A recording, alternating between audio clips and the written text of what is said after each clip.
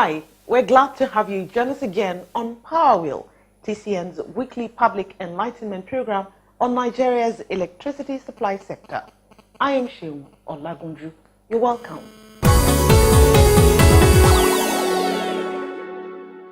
The interim managing director of the Transmission Company of Nigeria, TCN, Usman Gun Mohammed, has assured of TCN's commitment to the construction of the second Kaduna-Kano transmission line. Mr. Mohammed, who disclosed this when he paid a courtesy call on the Emir of Kano, Sanusi Lamido Sanusi, at his palace, said the contract for the transmission line was awarded over 10 years ago, but fraught with controversy by successive governments and contractors. Mr. Mohammed solicited the support and understanding of the Emir and the people of Kano, saying Kano was one of the few places TCN had both transformer and lines constraints. One of the actions that we took when we came was that we discovered that there is a contract, the second Kaduna-Kano transmission line. That line was conceived about 10 years ago to build a second line that will bring transmission to Kano. Unfortunately, that line, when it was tendered in 2012, it was given to a company that could not mobilize funds to do the project. He assured that with the support and dedicated funding from the Islamic Development Bank, IDB, work on the pending project will be completed in 24 months and the problems of lines and transformer constraints will be solved. He promised that TCN will do everything within its power to ensure that power supply is stable in the state, adding that the scoping and procurement process had already kick-started. Right now, this line that comes from Kaduna to Kano can hardly take 500 megawatts. And on this line, we are taking supply to Katsina, we are taking supply to Duse, we are taking supply to Hadija, and then giving to Kano. So it's not adequate. So we went to Islamic Development Bank and we got approval to got money to construct the line. And incidentally, the person who didn't help us to get that money happened to be from Kano. But we felt that there is need for us to explain to you. So what we did, sir, is that we have got a dedicated funding from Islamic Development Bank. We are planning to award the contract from now to September. The contract will be awarded. And it's going to be tendered under international competitive bidding. The TCN team also condoled with the Emir on the death of elder statesman Alhaji Yusuf Maitama Sule.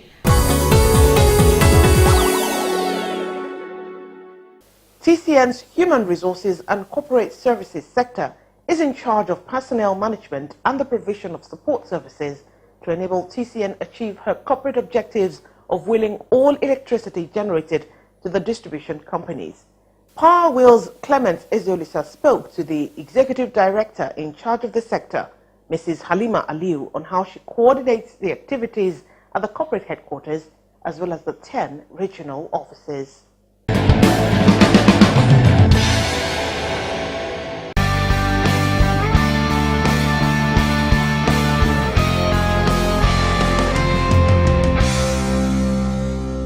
The mandate of HR and corporate services is to ensure that we recruit right hands, capable, skilled staff into the gaps identified. We'll also do training and development. We are the custodian of condition of service of TCN. We are the rules and regulations that guide the activities of staff in the organization. As the staff comes into the system, he's being given the condition of service, which will help in his day-to-day activities. We are in charge of record keeping, where staff files are, where their certificates, all the necessary documents in relation to staff are kept. HR plans, directs, and organizes activities of staff in the organization, while corporate services is in charge of all the back office functions of the system.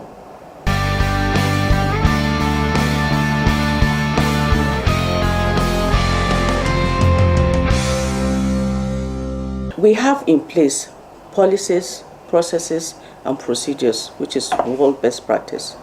Like our performance management standard is standard. Like we're trying to computerize to become paperless is international best practice. We're also trying to see that we have technologies, appropriate technologies, and skilled manpower to operate our machines. All these are international best practice. We train our staff to abreast them with the latest technology. And we also have a research and development department, which also gives us the latest technology skills that are in the world there now.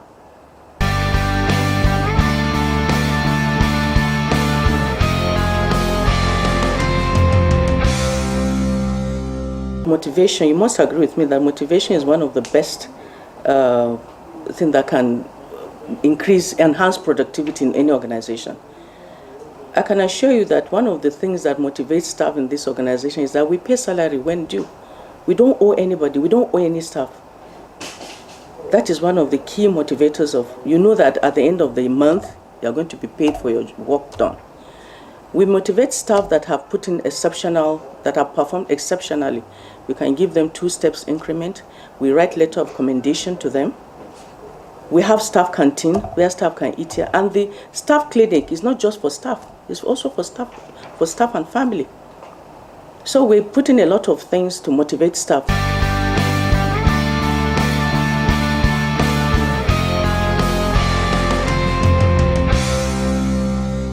The aging workforce, you mean those staff that have reached the age of 60 and those that have served in the system for 35 years. What we have done is to identify such staff, and then it's a succession plan. We have identified staff that will take over from them. That's what we have done. So that when we know that you are leaving in the next 6 months, there are already 2 people working with you. So that when you leave, there will be no gap. And for the staff that are retiring, you just don't want to leave them let them go just like that. We have also prepared a retirement training plan for them.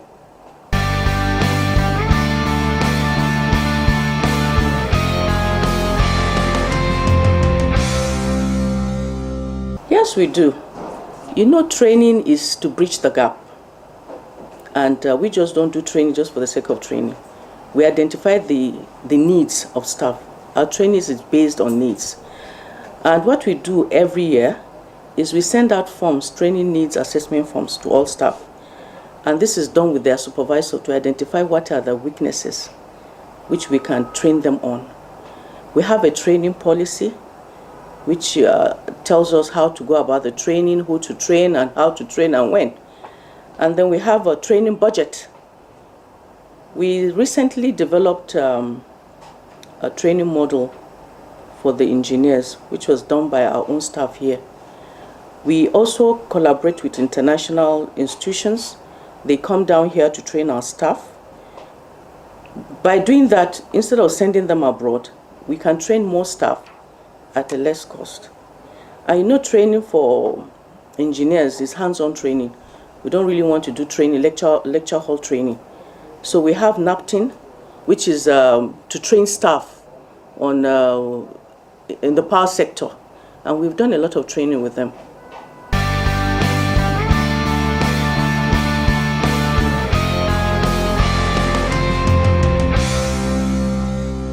You know, change is a difficult thing for most people. So what we did, we found out that we needed to improve the workforce, the work culture of TCN staff. So what we did was to set up a committee so we can have the buy-in of management, the buy-in of the 2 union, the regional managers who will go back and talk to the regional staff. So we can have that buy-in. You know, you can't just wake up one day and tell everybody, I don't want to do this, this is how I want you to do it. You have to have their buy-in. You have to explain to them why you want to do it. And you have to tell them what are the advantages and disadvantages of doing that. So when that was done, then we sent out a committee that went around to all the regions to say that, now, we want you to come to work early. What is your constraint? We had a discussion with all the regional staff. And then when we came back, put it on the table and found out that the problems that are there in all the regions are similar. The problems that are in the south and the north are similar. So we tried to find out how we can resolve these issues. And I'm glad to tell you that the feedback we've been getting, things have improved in most regions.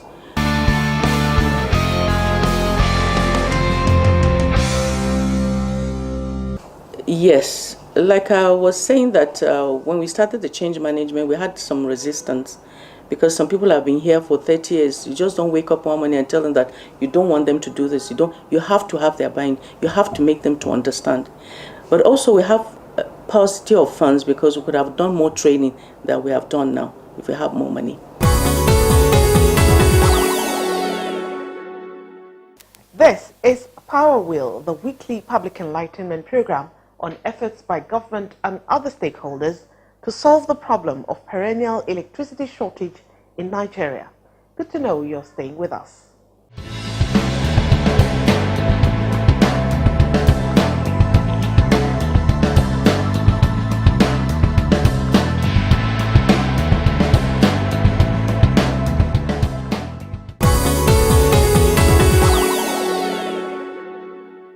Abia State Governor Dr. Okeze Ikpeazu says he will do everything possible to encourage Abians and indeed all the Southeast governors to assist TCN in the thorny issues of compensations and encroachment on lands hosting transmission equipment so as to make TCN's operations in the zone easier and successful. The governor, who said this during a courtesy call on the managing director of TCN, Mr. Usman Good Mohammed, at the corporate headquarters Abuja, maintained that power is critical to encourage local indigenous manufacturers, particularly in Aba. Dr. Ikpeazu said his visit was to congratulate and encourage the TCN MD for his efforts in the critical job of improving electricity in Nigeria and expressed optimism that availability of electric power in Abia State will promote rapid industrial development and enhance employment opportunities and see Abia walk out of poverty. The regular power supply is key when you're talking about textile because it's about patterns and consistency. Whenever there is fluctuation, it leads to what the economy brings, and the person will have to. So, this is my way of saying that I am excited that you have seen our vision and where we're going, and you are keen into it by trying to do your best to make sure that it is done. I want to assure you that, like my brother governors have done, we will do everything to intervene at the point of telling our people to come up with a buy-in, because it's about everybody. Earlier, while welcoming his guests, Mr. UG Mohammed informed the governor that TCN currently has the capacity to wheel about 7,000 megawatts of electricity well over the generation curve, and so there is the need to provide additional flexibility in line with international best practice. He lamented that the issue of right-of-way and encroachments on land are big issues that threaten existing electricity infrastructure in Nigeria and must be addressed if the transmission network must expand. But one interesting thing that I want to tell you, His Excellency, is that we are able to stabilize the frequency. If you look at from May 22nd to date, you may not have stable supply in your house, maybe because distribution network is not good to give you the light. But if you have the light, you will see the quality is completely different from what it used to be before. What we did is that we are able to force the distribution to the GENCOs, generation companies, to provide what is called free government control. With that, we are able to make the quality of our power to be at the same level with that of Ghana. Head Transmission Service Provider TSP, Engineer Tomowa, informed Governor Okeze that the ongoing TCN power projects in Abia are 90% completed and will provide additional 240 MVA to the state. He lamented that if the menace of kaolin excavators along Ohia Road and issues of way leave and compensations are not addressed, no progress can be achieved in terms of project execution in the state. Down the line, we have substation at Balano, at Isukwata area. We have substation at Arichiko. We have substation at Onhafi. We have transmission lines from Omahia to Balano, from Balano to Okibe. We have transmission line from Umuahia to Ohafia to Arotuku. These other projects started about 2002, 2001. So they've been very long coming.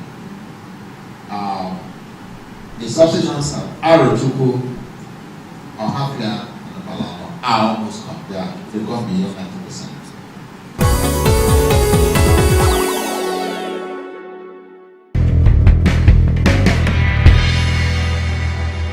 TCN's Managing Director, UG Mohammed, says TCN engineers have the expertise and capabilities to install more power transformers in substations to improve power supply in the country. Mr. Mohammed, who said this while addressing staff shortly after the commissioning of the 2x60 MVA 13233 kV Kokwaba transmission substation in Abuja, commended the contribution of TCN engineers to the timely completion of the project, saying plans were underway to expand the grid network to 20,000 megawatts in the next 10 years using in-house engineers instead of contractors for installation of power transformers. We are working to expand the grid towards at least 20,000 megawatts in the next 3 years. And we have the resources to do it. We have the resources from multilateral donors to do those works. To commission a substation is supposed to be a maximum of 24 months. That is the maximum. And that is what we are going to do. TCN is not going to work for 10 years or 24 years, 24 months. No. And also, there's something that we are also doing new. We are using our staff to install transformers all over the place. As we speak with you now, we have 10 transformers in different locations that are being installed by TCN staff. 10 locations, we have about 10 transformers being installed by TCN staff in various locations. One of them is 150 MVA transformer. It's being installed by our staff. This is the new spirit under which we are going to work. And as we continue to work like that, as the industry continues to appreciate us, everything we ask them, they will give us because they know we are working. So I want to appreciate you. Thank you very much. The MD also announced the creation of the Abuja Regional Transmission Office of TCN with the appointment of Engineer Joseph Chiroma as the Pioneer General Manager. We are building 5 substations. We are adding 1 by 100 MVA at Katampe. Work has already started. We are putting 2 by 100 MVA. We are removing the 2 by 45 MVA. We are putting 2 by 100 MVA at central area.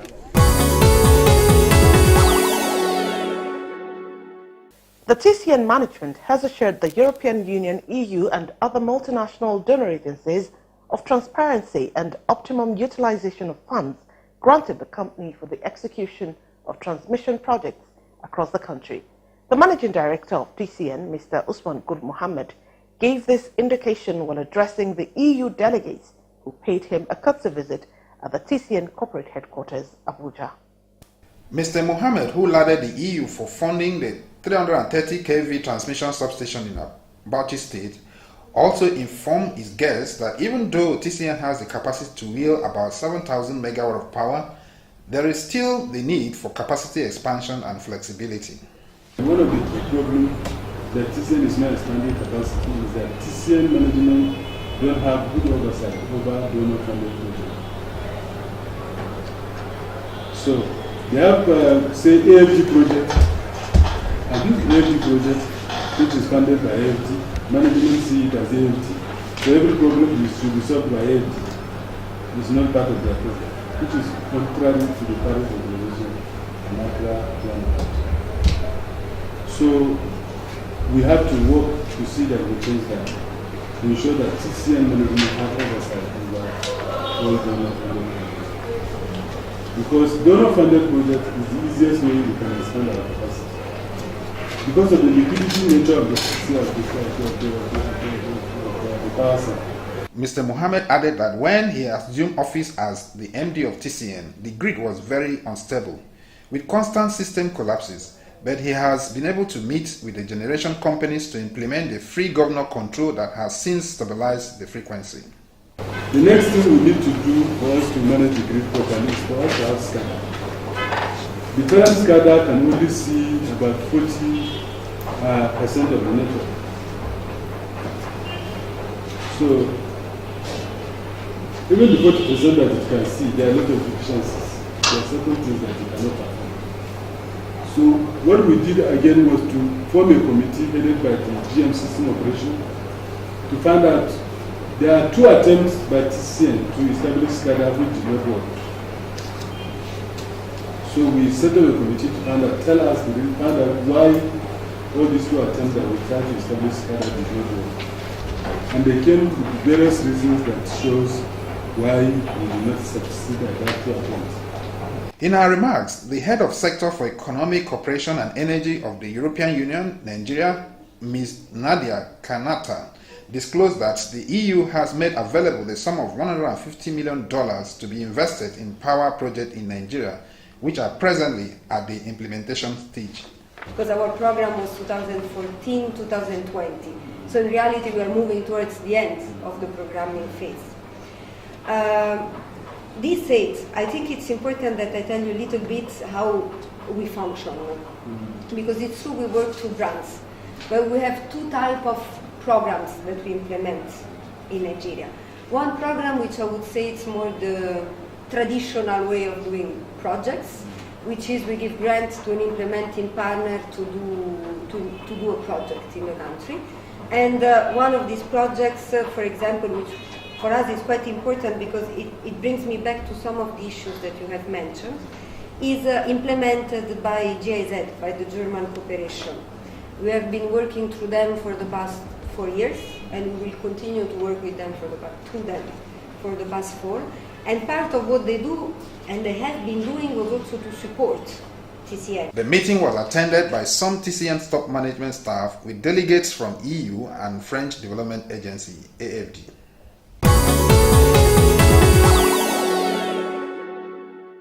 A delegation from Greenbrooks Energy and Engineering Limited, an indigenous engineering servicing firm, has met with the management of TCN to discuss possible support it can offer to TCN in its plan to expand the national grid. TCN's MD, Usman Good Mohammed, while addressing the visitors, highlighted efforts made by TCN in the area of funds acquisition to finance contracts as well as reinforcement of trouble areas within the country's national grid. TCN's MD, Usman Good Mohammed, while addressing the visiting team and his team, highlighted efforts made by TCN in the area of fund acquisition to finance contracts, as well as reinforcement of trouble areas within the country's national grid. We have 210 million from Islamic Development Bank. We have 200 million from African Development Bank. And we have 200 million again from Delta. So we are working to expand the grid. And in doing that, we have also tried to put in mechanisms that will ensure transparency and ensure that we do business not the way we have been doing before. Because our capacity to implement projects has not been very good. So we are changing the way we do things. And that is why we have prepared projects. We have prepared programs. It's a program with several projects. Each financier has his own project. Greenbrooks Energy, led by the Chief Executive Officer, Mr. Jimmy Thomas, accompanied by the firm's Chief Operating Officer and consultants, made a presentation to the management of TCN showing different types of electrical hardware and services they had to offer.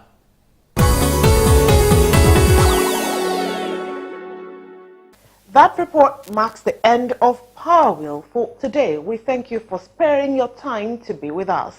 As we leave you, let's remind you that TCN is not the weakest link in the electricity supply curve, as it has consistently remained ahead of the production curve. With about 7,000 megawatts wheeling capacity, TCN can transmit all electricity generated and consistently works to improve the grid and increase capacity. And always at your service. I am Sheung Olagunju. Thanks for watching.